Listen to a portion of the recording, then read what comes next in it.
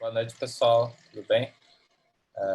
Como o Estevão já me apresentou, meu nome é Henrique Lopes, eu sou Data Science no Nubank há 2 anos e meio também, entrei bem próximo da Jéssica. E hoje o meu tema vai ser um pouco diferente, eu vou falar um pouco sobre o nosso dia a dia, então, sobre como a gente usa modelos para tomada de decisão. Eu acho que a gente tem aqui um grupo cheio de gente, muita gente interessada em data science, então eu imagino que tenha pessoas que estão ainda estudando na academia, vai ter pessoas que estão estudando por fora na internet sobre data science, que é um assunto muito da moda, e vai ter pessoas também trabalhando com isso, mas a gente vê muito, assim, por ser um assunto da moda, a gente vê muita gente fazendo modelos, estudando por conta, mas muita gente tem essa dúvida de, tá, como que eu vou usar o meu modelo de machine learning no negócio, né, numa empresa? Quais são as habilidades necessárias, além de treinar um modelo, que eu preciso ter para conseguir usar machine learning numa empresa? Então, hoje eu vou trazer um pouco dessa diferença entre um curso, construir um modelo ali para prever uma coisa e a aplicação desses modelos na prática. E para fazer isso, eu vou tentar trazer um exemplo real aí de, claro, com dados simulados e tudo mais, mas um exemplo prático de como a gente usa modelos de machine learning no Nubank. Bom, então eu vou começar falando um pouco dessa diferença entre cursos versus prática, como que é a teoria versus a aplicação real dos modelos, o que pode dar errado. Depois eu vou falar um pouco do exemplo, então apresentar esse problema de fraude transacional que a gente tem no Nubank e muitas outras empresas têm também, dar um pouco de contexto para vocês disso. Depois eu vou falar como que a gente poderia usar modelos de machine learning nesse contexto para tomada de decisão. Então, como que a gente poderia aplicar as previsões de um modelo na tomada de decisão nesse contexto de fraude transacional. E, finalmente, eu vou fazer um resumo comparando as diferentes técnicas que eu usei para dar um resumo do que a gente pode usar na tomada de decisões. Legal? Então, a primeira coisa que eu queria trazer é um pouco dessa diferença entre um curso de machine learning versus a vida real, né? A gente sabe, acho que muita gente já fez cursos, então já brincou com o dataset do Titanic, enfim, tem muitos exemplos clássicos aí de datasets, e muitas vezes o que acontece é que no curso aquele modelo, aqueles datasets são feitos para que o exemplo funcione, né? Então você pega um dado ali perfeito, as colunas todas bem calculadas, limpas, aí você joga num modelo que é o modelo daquela aula, que pode ser um modelo super complexo, e você tem uma performance maravilhosa, e você fala, nossa, data science é muito fácil. Na vida real, as coisas são bem diferentes. Então, você vai começar de um conjunto de dados todo errado, cheio de bugs, você vai descobrir coisas erradas e você vai tentar limpar esses dados, você vai gastar um tempão. Aí você vai construir um modelo simples e vai ficar ruim, um modelo complexo vai ficar ruim. Aí você vai tentar colocar em produção um modelo mais ou menos, aí você vai achar um bug. Aí você vai aplicar no negócio e ele não vai funcionar. Então, assim, tem muitos desafios além dessa coisa de pegar os dados, fitar um modelo e ver a performance. E daí, né? Qual que é o problema com isso? O problema é que, dado esse trabalho, é muito importante que a gente entenda qual que vai ser o uso daquele modelo para ver se realmente vale a pena passar por todo esse esforço e entender que, lá no começo, no homenzinho coletando lixo, você tem que entender qual que é o uso final do seu modelo. Senão, você vai errar nos passos e, no último passo, você vai ter que ir de volta para o quadro e começar a pensar no seu modelo todo de novo, porque você não pensou lá no começo como que aquele modelo ia ser usado. Tá bom? Então, o que pode dar errado na vida real? Eu trouxe aqui alguns exemplos só para mostrar e deixar um pouco mais palpável o que pode dar errado com o modelo quando você está num exemplo prático. Então, a primeira coisa é a população. Então, se às vezes você treina um modelo numa população, você vai avaliar, vai usar ele para uma outra população. E aí o seu modelo não vai funcionar bem. Então, sei lá, você treinou um modelo de gastos numa população de baixa renda e vai avaliar pessoas que têm investimentos na bolsa de valores. E aí não vai funcionar bem o seu modelo porque ele foi treinado para um outro público. Ou a validação, assim, a gente vê muito em cursos uma validação geral do AUC, né? Quando você está pensando num modelo na prática, tem muitas subpopulações, pequenas validações que você precisa fazer temporais para garantir que seu modelo funcione bem. Outra coisa, impacto no negócio, né? Sei lá, vamos pensar, você pode fazer um modelo para prever quantos dias tem uma semana, e aí a sua performance pode ser ótima, mas não vai ter impacto nenhum numa aplicação prática, né? Então, muitas vezes, é claro que ninguém constrói um modelo para ver quantos dias tem uma semana, mas muitos modelos são ótimos, mas quando você vai aplicar no negócio, ele não tem impacto nenhum, assim. É uma métrica que, com uma regra de negócio, você conseguiria substituir ele. Então, pensar nisso antes de começar a construir um modelo é muito importante. Além disso, tem toda uma questão de priorização de projetos, né? Para além de o modelo funcionar ou não, você tem que ver se vale a pena naquele momento, né? Numa startup como o Nubank, a gente tem, apesar de a gente ter crescido bastante em 2020, a gente tem ainda um grupo pequeno de pessoas para atacar muitos problemas. Então, a gente tem que saber priorizar qual que é o problema que precisa ser atacado primeiro. E, nesse sentido, entender todos esses passos do modelo fazem com que você evite erros do tipo gastar 6 meses implementando um modelo que não tem valor, ou na hora de colocar o modelo em produção você não conseguir porque ele é muito complexo e demora 1 hora para dar uma resposta de um negócio que tem que ser imediato. Ou até mesmo você faz o modelo e aí você vai para outro time e as pessoas que pegam aquele modelo para usar não sabem usar direito e aí acabam destruindo o valor. Então, resumindo, muita coisa pode dar errado quando um modelo é construído sem estar alinhado com as prioridades do negócio e pensando em como ele vai ser usado no negócio. E aí eu trouxe aqui um pouco de como que o Nubank resolveu isso. Claro que esse é um problema bem complexo, né, que tem muitas nuances, mas acho que isso foi uma forma legal que o Nubank conseguiu fazer para resolver esse problema. Antes de eu entrar, há muito tempo atrás, quer dizer, 3 anos não é tanto tempo, mas faz um tempo já que a gente resolveu esse problema, que a gente tinha um time dedicado de cientistas de dados que sentavam todos juntos para resolver um problema. E aí acontecia muito de todos os problemas que eu mencionei, porque era um time isolado, pensando em modelos sem estar conectado com o negócio. E aí a gente fazia um modelo que entregava para o negócio e não tinha valor, ou não era prioritário, ou eles não iam atacar agora, ou eles não sabiam usar. E aí a gente percebeu que a gente precisava ter data scientists especializados em cada área de negócio. Então, a gente tem um problema de fraude. Quantos data scientists a gente precisa para construir um modelo dentro do negócio, trabalhando junto com uma equipe multifuncional? E aí sim a gente começou a construir modelos focados a resolver um problema. E aí a chance de construir um modelo que não fosse usado era muito menor, ou um modelo que tivesse errado conceitualmente, enfim, tudo aquilo que eu apresentei. Então a gente resolveu dessa forma, fazendo com que os data science trabalhem muito mais próximos de negócio. E aí, quando você trabalha muito mais próximo do negócio, você tem que se envolver também em como aquele modelo vai ser usado. Então, o seu trabalho deixa de ser construir um modelo que faz uma previsão para ser construir um modelo que faz uma previsão e fazer uma política que vai usar aquele modelo para tomar as decisões. Certo? Então, agora eu vou passar um pouco para a motivação prática aqui, para explicar o caso de fraude transacional, e depois eu vou mostrar como que a gente usaria modelos de machine learning para melhorar as nossas decisões relacionadas à fraude transacional.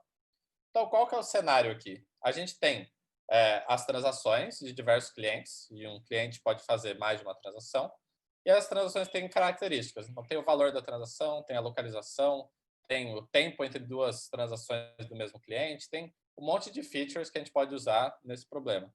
E aí a gente construiu um modelo para prever se aquela transação era uma fraude ou não. Então, aqui a gente já está partindo do pressuposto que você tem um modelo de machine learning, porque o foco vai ser em como que eu uso esse modelo para tomar decisões. Então, o que eu quero fazer? Eu quero, a partir dessa probabilidade, decidir se eu vou bloquear uma transação ou não.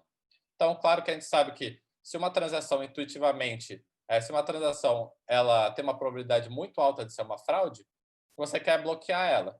Se ela tem uma probabilidade muito baixa de ser uma fraude, você quer deixar ela, que é o normal. Mas como que eu decido, né? Em que ponto uma transação é considerada uma fraude, eu vou barrar ela, ou que ponto eu deixo a transação ocorrer? Então, pensando um pouco na experiência do cliente, né? Primeiro, vamos focar nos verdadeiros positivos. Então, o que são os verdadeiros positivos? São as pessoas que eu classifiquei como fraude e, de fato, a transação era uma fraude. Essas pessoas, elas vão ficar satisfeitas com o Nubank, porque você barrou uma transação que ela não queria que fosse aprovada, mas vão entrar em contato com a gente para pedir um novo cartão e entender os próximos passos, certo? Então, vão entrar em contato com o chat e, claro que, apesar de ser ótimo que a gente barre uma transação com fraude, tem um custo desse contato dos nossos clientes, certo? Os falsos positivos, por sua vez, então as pessoas que a gente classificou como fraude e não são, elas vão simplesmente desbloquear o cartão e vão ficar meio chateadas, né? Porque ela tentou fazer uma compra e a gente não permitiu, achando que era uma fraude. Então, e aí os falsos negativos, então as pessoas que a gente não classificou como fraude, mas eram. Eles vão entrar no aplicativo e falar, eu não reconheço essa compra que foi aprovada, e aí vai abrir um processo de investigação de fraude que nossos atendentes vão ter que investigar. Então, isso tem um custo também para a gente. Então, resumindo os cenários aqui, né? A gente tem a possibilidade de não bloquear, e aí a transação pode ser não fraude ou fraude, e a gente tem a possibilidade de bloquear, a transação pode ser não fraude ou fraude. Então, no caso que a gente não bloquear e for fraude, que é a pior experiência, a gente gera fricção para o cliente, a gente gera perdas para o Nubank, enfim, é uma experiência ruim. Se a gente bloquear, quando não for fraude, é uma fricção, é um pouco chato, e a gente perde uma transação que seria boa para a gente. E se for fraude, a gente tem um custo do contato, mas a gente pelo menos bloqueou uma transação que o cliente não gostaria. No caso não bloquear e não fraude, é o caso normal, que a maioria das transações acontece, que simplesmente você compra e é aprovada a sua compra. Eu espero que a maioria das compras não sejam fraude. Beleza? Então, colocando em valores financeiros aqui. Então, supondo que é um item de R$ 500, né? No caso normal, a gente ganha uma pequena porcentagem desse valor, que é a taxa de intercâmbio que os bancos ganham em cima de uma transação. No caso de ser uma fraude, a gente perde o valor completo dessa transação, porque a gente vai ter que pagar o lojista, por exemplo, do valor, mas o cliente não vai pagar a gente, porque ele não reconheceu. Além de todo o processo burocrático de investigar essa fraude, que tem um custo para a gente. Nos demais, a gente tem um custo operacional, né, que a gente bloqueou e a pessoa vai entrar em contato com a gente. Então, a gente tem um custo operacional desse contato, certo? Então, dado esse cenário, como que a gente pode tomar decisões? Então, a primeira forma da gente fazer uma decisão de aprovar ou não uma transação seria simplesmente usar a probabilidade de fraude. Então, lembrando que a gente tem esse modelo que calcula a probabilidade de fraude, e a gente falar, a partir desse valor, a gente nega, a partir dessa probabilidade, a gente nega todas as transações, abaixo dessa probabilidade, a gente aprova todas, certo? Então, essa é a forma intuitiva de pensar. Então, e mais intuitivo ainda seria pensar que a gente poderia reprovar todas as transações que estão acima de 0,5 e aprovar todas que estão abaixo de 0,5, certo? E o que pode dar errado nesse caso? Então, quando a gente está definindo um threshold, uma barra aqui na probabilidade, o que a gente está fazendo é fazendo um corte dessa forma. E aí, se a gente corta em 0,5, dependendo da distribuição, imagine que a gente tenha pouquíssimas fraudes.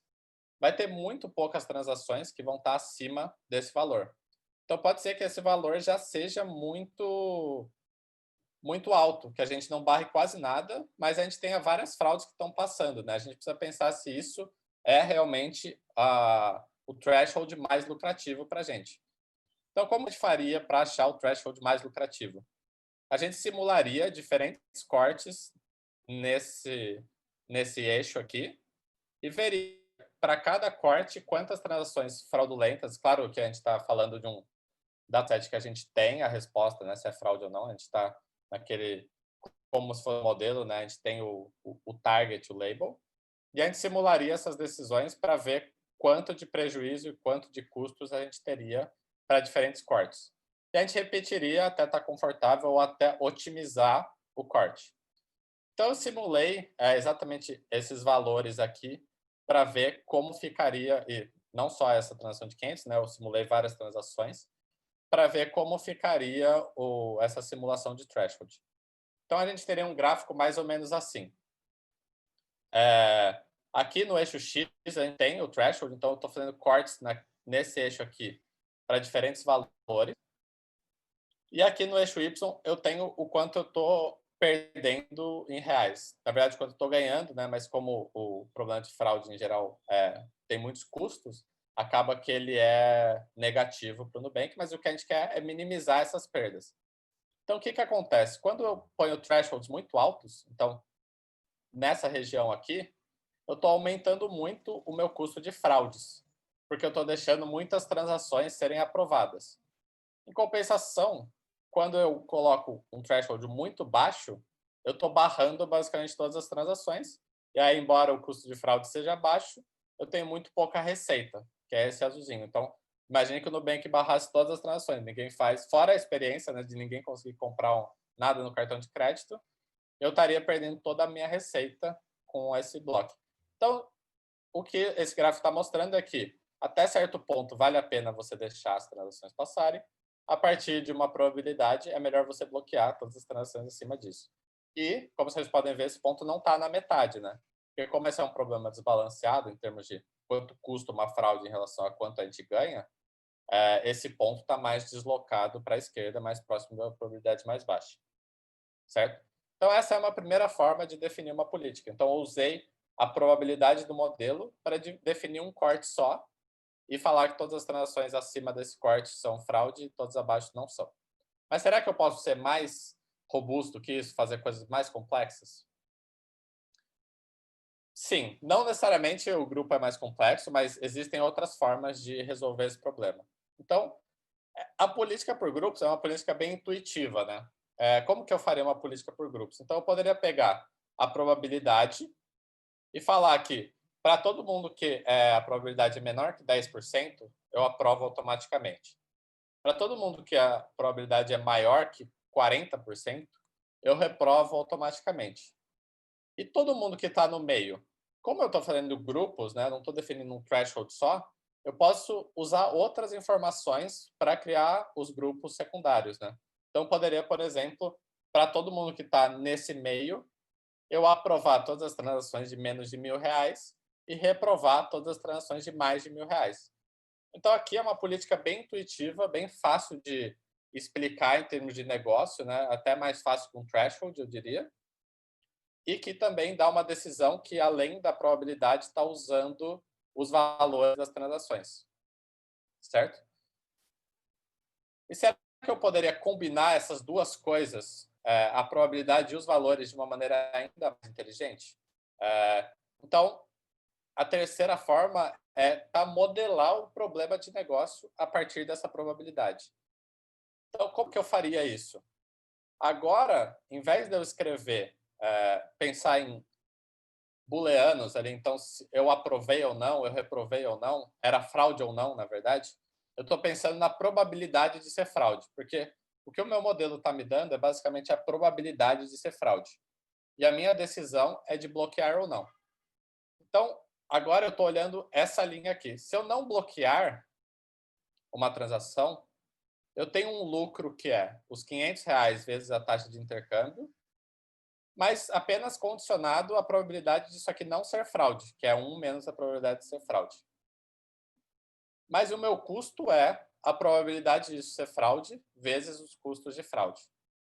Certo? E se eu bloquear, o meu custo é R$ 8 para todos os cenários aqui.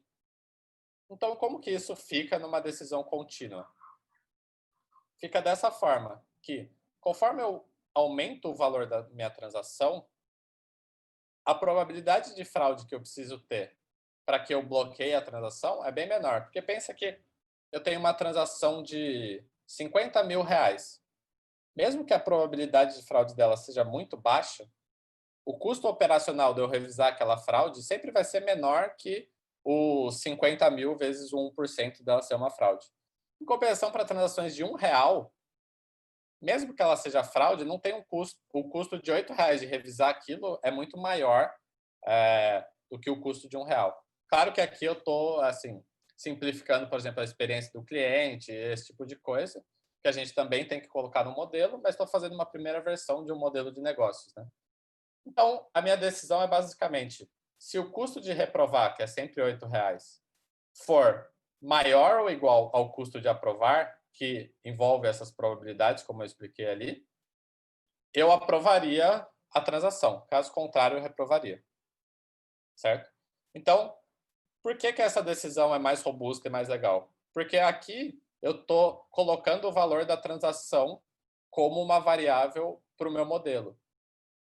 E como eu estou num mundo contínuo agora, né, que eu posso variar esse valor e eu mudo a minha decisão, eu poderia, por exemplo, colocar mais uma dimensão, que, sei lá, o custo para quem é cliente só da conta ou só do cartão é diferente. Aí eu poderia adicionar facilmente outras dimensões, enquanto a decisão, por exemplo, de threshold seria só uma para cima ou para baixo. Então, eu começo a deixar a minha decisão mais parecida com o que o negócio entende como lucratividade.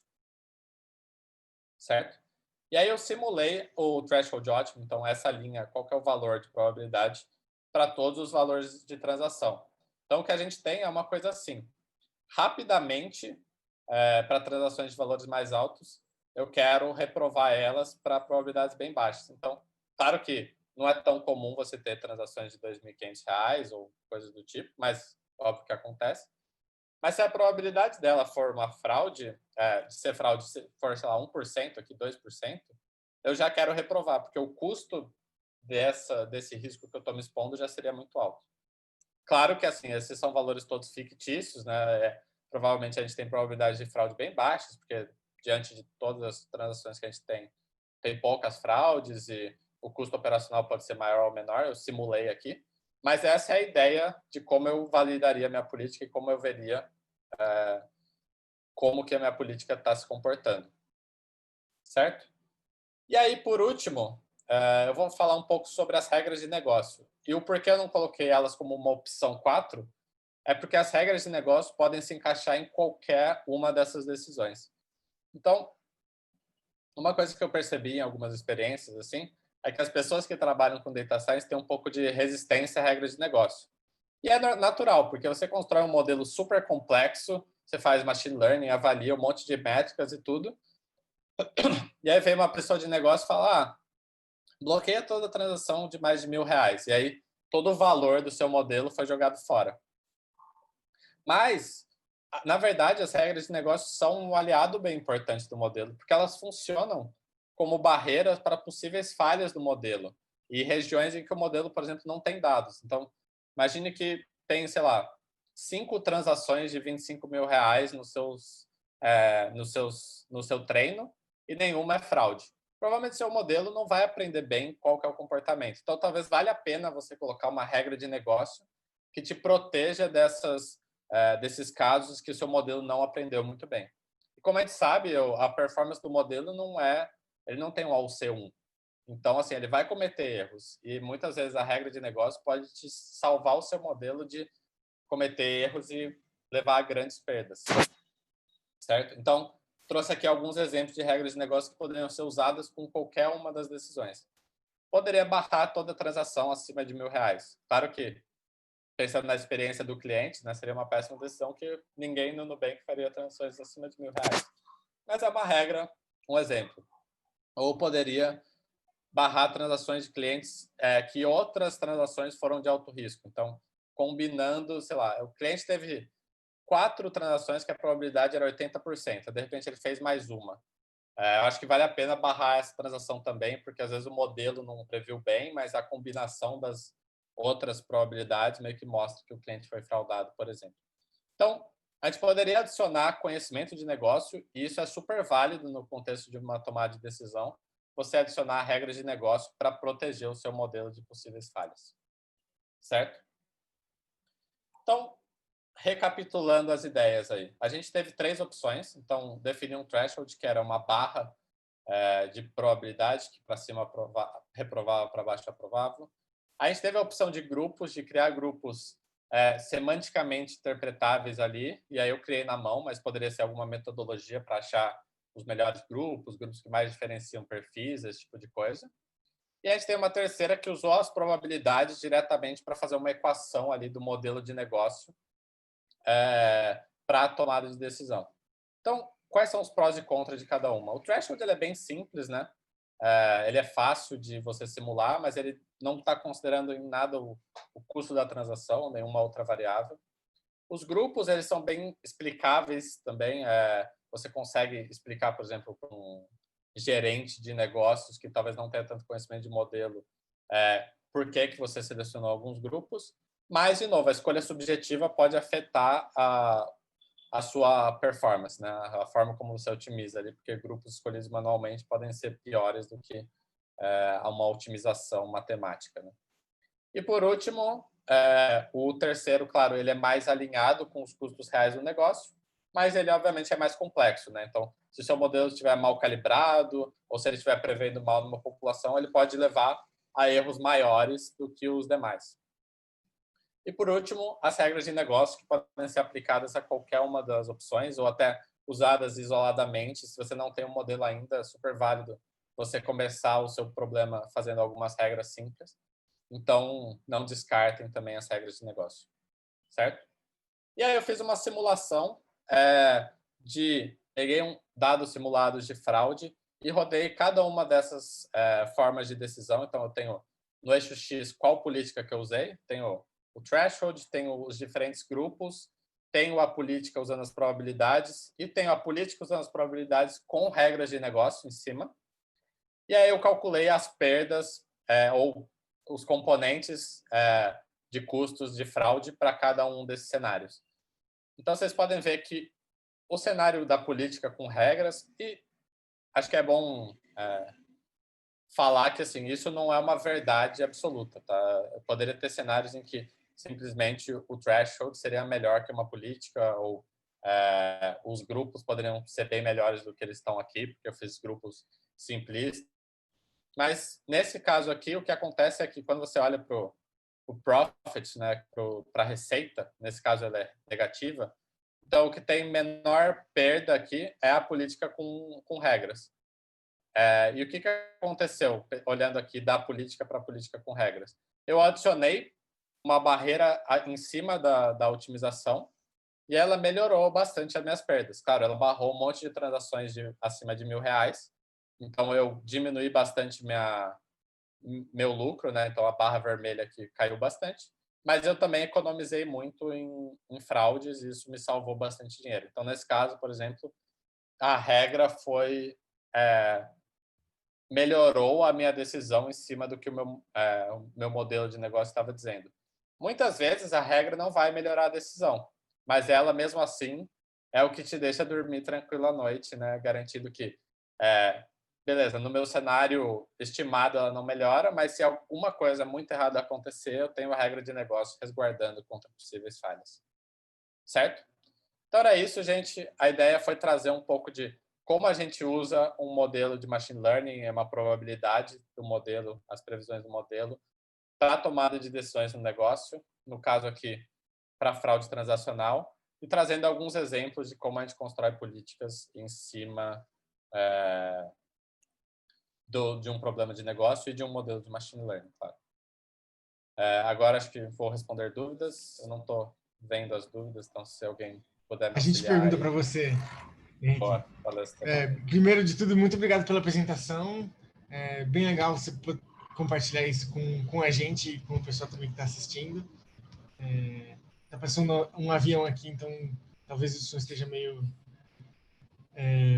A gente tem várias perguntas aqui no Q&A, inclusive não vai dar com certeza para a gente fazer todas as perguntas, então o pessoal que estiver aí na plateia quiser votar as suas perguntas, a gente vai perguntar aquelas que estiverem mais no topo, né? Tem uma aqui que eu já vou começar a fazer, aí tem o pessoal agradecendo no chat, não sei se você consegue ver. Se o modelo de detecção de fraude for muito eficaz, ele irá naturalmente minimizar muito a chance de ocorrência de novas fraudes. Essa é boa, né? Com isso, vai ter cada vez menos exemplos de transações fraudulentas para treinamento. Existe o risco disso aumentar ainda mais o desbalanceamento, ou então o modelo ficar ancorado demais nas transações do passado, perdendo efetividade com isso? Ótima pergunta. Bom, esse é um caso bem legal, né? Que as transações que você barra, você não consegue ter o target dela, né? Então, se você barrar muitas transações, você começa a deixar de saber se ela era uma fraude ou não. Porque, assim, tirando o contato, né, que a pessoa pode fazer com você, muitas vezes você não vai ter a informação se aquilo ia realmente ser uma fraude ou não. Uma forma de minimizar isso é, como eu falei, tentar usar as informações da operação. Então, se o cara entrou em contato e falou que era uma fraude, eu marco como fraude, senão eu não marco. A outra é você ter sempre experimentos rolando. Então, você tem que investir bastante, e aí acho que seria tema para mais uma talk aí sobre experimentação. Então, você pode ter, por exemplo, uma porcentagem de 2% de todas essas transações que você aprova independente do score de fraude do seu modelo. E aí você sempre tem dados não enviesados para treinar novos modelos. E esses dados, claro, têm um custo, né, que você estaria aprovando, por exemplo, transações fraudulentas e tudo mais, mas ele é muito útil para você estar sempre atualizando o seu modelo e treinando com dados mais recentes. Legal. Tem uma pergunta aqui sobre o tempo gasto no projeto, investido no projeto. Na vida real, quanto tempo tipicamente vocês levam para fazer um projeto de ML do início ao fim? Desde o entendimento do problema, construção de infra, teste AB, implantação, monitoramento, avaliação de impacto. Legal. Cara, eu diria que assim, o tempo varia bastante de um modelo para o outro, da técnica que você vai usar. A gente também muitas novas versões em cima de modelos que já existem, então é uma iteração em geral mais rápida quando você está melhorando o modelo ao invés de construir do zero. Outro fator que é muito importante é o nível de risco do seu modelo. Então, por exemplo, modelos de aprovação de crédito ou de fraude ou de empréstimos, eles têm um custo potencial muito alto. Então, esse tipo de modelo vai passar por uma série de aprovações muito mais restritas, uma burocracia maior para serem aprovados. Isso pode demorar mais tempo, dado o risco potencial de colocar um modelo que não funciona em produção. Para outros tipos de modelos que tenham menos impacto, não sei, por exemplo, o modelo de ordenar as perguntas do FAQ. Se você ordenar as perguntas erradas, claro que é uma experiência ruim para o cliente, mas ele vai entrar em contato com o chat e vai resolver o problema. Agora, se você começar a provar todas as fraudes, pode ser bem mais problemático. Então, dependendo do nível de seriedade, você consegue lançar modelos mais rapidamente. Assim. Eu diria que o ciclo de implementação de um modelo completo aí vai ser de 1 a 6 meses. Assim, é um ciclo razoavelmente longo. E a gente também investe bastante em práticas de agile, de product management, project management, para tentar ser o mais eficiente possível, conseguir paralelizar, enfim, trabalhar em equipe para desenvolver o modelo mais rápido possível. Legal. Tem uma pergunta aqui. Bom, eu não sei se o quanto no escopo isso está, mas vamos ver o que você entende da pergunta, que é: esses modelos devem ser explicativos? Por exemplo, Random Forest, etc. Ou seria legal, ao ver de vocês, possuir alguma estratégia mista? Eu não entendi muito bem o que nesse caso quer dizer explicativo, talvez você entenda, mas bastante gente votou nessa pergunta. Acho que seria a ideia de ser interpretável, né? Entender quais features ele está usando para classificar uma fraude, por exemplo, como uma transação como fraude. Né? Assim, obviamente a gente quer que seja explicável, né? A gente não vai colocar uma caixa preta em produção. Existem muitas técnicas de interpretabilidade de modelos que não necessariamente o modelo precisa ser facilmente interpretável, né? Então, por exemplo, modelos de gradient boosting, o XGBoost, o LightCBM, eles não são... É difícil dizer se eles são interpretáveis, eu diria que não. Assim, eu nunca li um livro do meu modelo de risco, mas existem muitas técnicas para interpretar quais features ele está usando. Então, tem SHAP, por exemplo, que inclusive acho que foi desenvolvido por um brasileiro.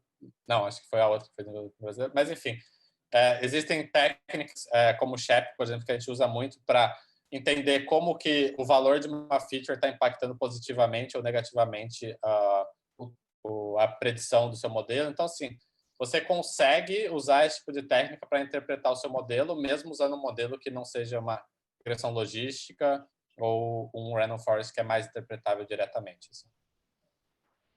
Legal. O Juliano Garcia postou aqui que foi o Lime que foi inventado por um Lime, é brasileiro. verdade. Exatamente. O Lime é Shep bem não, mas o famoso. Lime é outra biblioteca de entender impacto de features em modelo e foi feito por um brasileiro. Eu vou fazer a última pergunta aqui para você, Henrique, que é como funciona a aprovação de uma metodologia para a regra de bloqueio dentro do Nubank? Vocês desenvolvem toda essa matemática em casa e depois apresentam para aprovação junto ao board?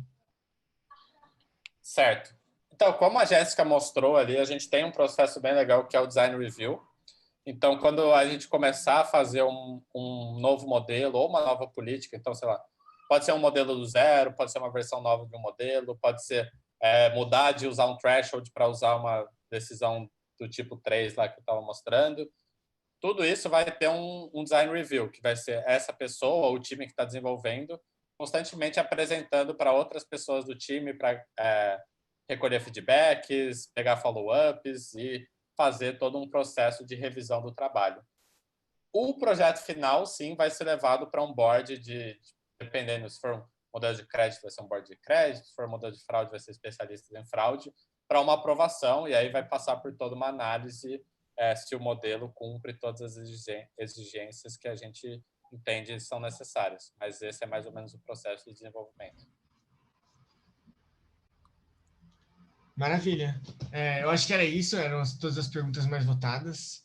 Então, agradecemos de novo para o Henrique Lopes pela apresentação, pelo compartilhamento. Muito obrigado. Valeu, gente. Boa noite. Deixa eu parar de compartilhar aqui.